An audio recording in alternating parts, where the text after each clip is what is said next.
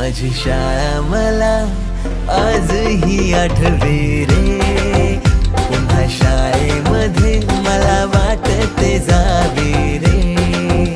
माझी शाळा मला आजही आठवे रे. पुन्हा शाळेमध्ये मला वाटते जावे रे.